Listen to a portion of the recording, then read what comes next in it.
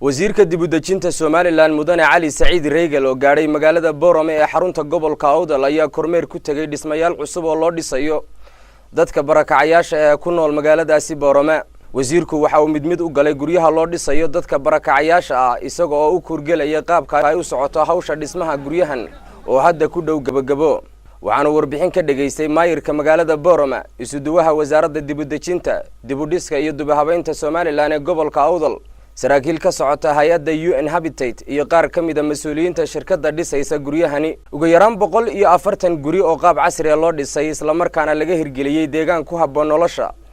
ayaa loo diyaariyay barakacayaasha maxalliga ah ee magaalada Boorame.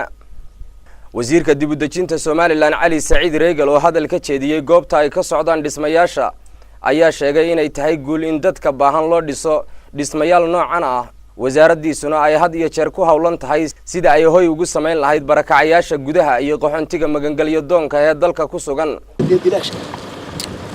guriya qaar baa dalka qaarinta ka yimid qof kasta oo markuu galo isooran waliyo kan adiga ma lagu siin aduba kugu wacnaa quruxdoodii wanaagooda oo daan lacag ka bixin oo hadlo marka waxay la tahay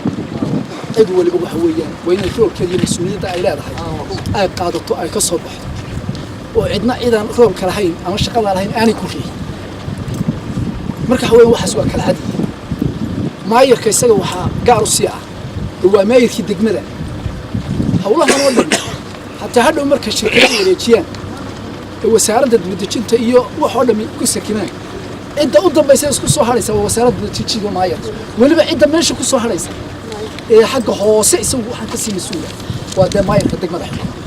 waxaan waa magaaladiisa isagoo magaalo xukumayo. waxaana uu kula dardaarmay golaha deegaanka Boorame inay doorkooda ka qaataan hawsha dib u dejinta loogu sameynayo barakacayaasha. dhinaca kale waxa wasiirku shirkadda dhismaha wada faray inay ku dhamaystirto dhismaha guryahan waqtiga ugu dhaqsaha badan ee suuragalka ah maadaama uu yiri wasiirku ay sugayaan dad u baahan. waxaa sidoo kale goobta ka hadlay maayirka magaalada Boorame isuduwaha wasaaradda dib u dejinta Somaliland saraakiil ka socota hay'adda UN Habitat oo hirgelinaysa dhismaha guryahan xildhibaano ka socda golaha deegaanka degmada Boorame iyo mas'uuliyiin kale oo ka mid ah hay'adaha kala duwan ee dawladda. wasiir Cali Saciid Reegal ka hor intii aanu gaadhin magaalada Boorame waxa uu kormeer indha ku tagay